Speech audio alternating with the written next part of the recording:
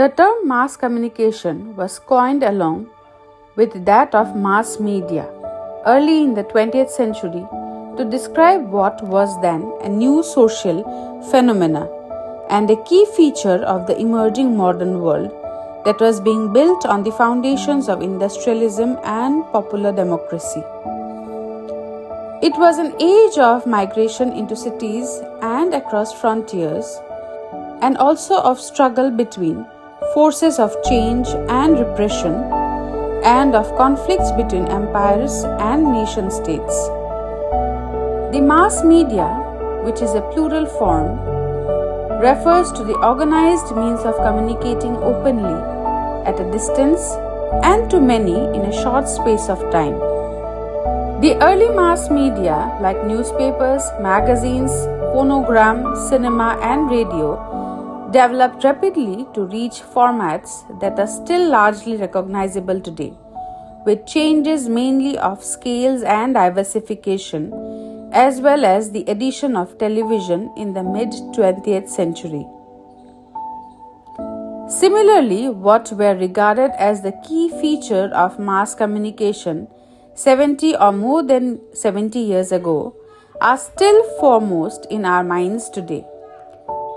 In due course of time, new technologies have been developed and taken up that constitute an alternative potential network of communication. In the contemporary time today, we most popularly know these new technologies as new media and multimedia.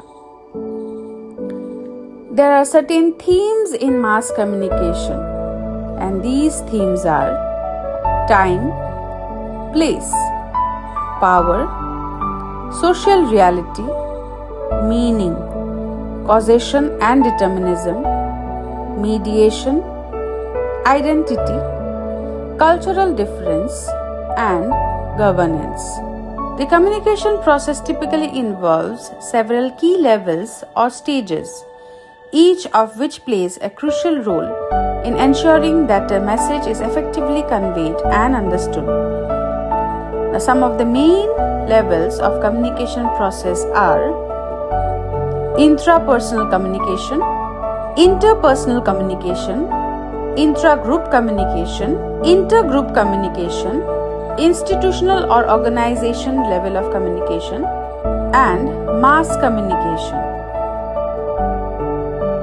The intrapersonal communication is the process of communicating with oneself.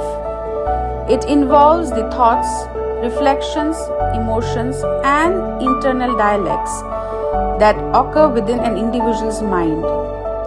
This level of communication is fundamental to self-awareness, decision-making, and emotional regulation. Some of the key features of these interpersonal communications are internal dialogue, self-reflection, decision-making, emotional awareness and regulation, visualization and imaginary, and perception of self.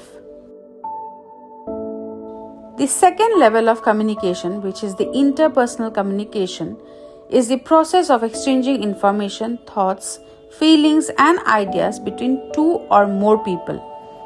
It involves direct face-to-face interaction, but can also occur through various forms of mediated communication like phone, email, or Insta messages.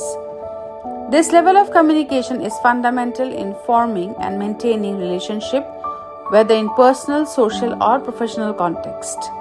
Some of the key features of interpersonal communication are direct interaction, two-way process, use of both verbal and non-verbal communication, relational aspect, contextual influence, interdependence, and purposeful.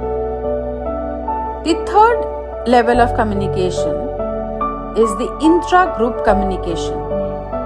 The intra-group communication refers to the exchange of information, ideas, and messages within a specific group of individuals who are part of the same team, department, or social group. This level of communication is essential for coordinating efforts, fostering teamwork, and achieving common goals. It includes various forms of interactions like verbal communication, non-verbal communication, written communication, and collaborative communication. Next, we move on to the fourth level of communication, which is the intergroup communication. The intergroup communication refers to the interaction and exchange of information between different groups or teams. This type of communication occurs when members of distinct groups, such as department within a company, different social groups, or even different organizations, interact with one another to achieve a broad objects or to resolve issues that span across their respective domains. Some of the key aspects of intergroup communication are coordination, conflict resolution, negotiation, collaborative, information sharing, and boundary spanning. The fifth level of communication is institutional communication or organizational level of communication.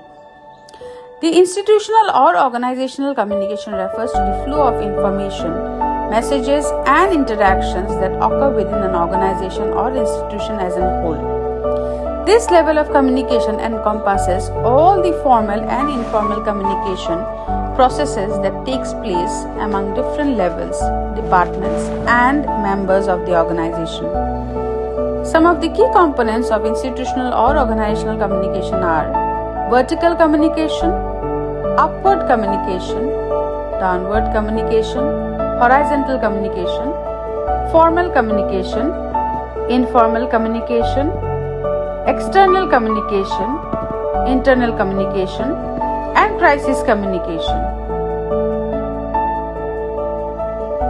The sixth level of communication is the mass communication. The mass communication is the process of disseminating information, ideas, or messages to a large, diverse audience through various forms of media. This type of communication is typically one way, where a single source, such as media organization, government entity, or public figure, broadcasts information to a wide audience, often with little to no direct feedback from the recipient.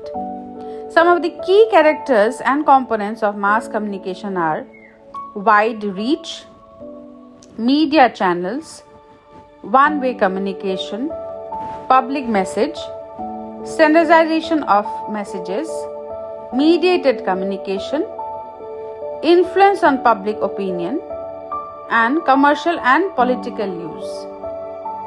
Namaste.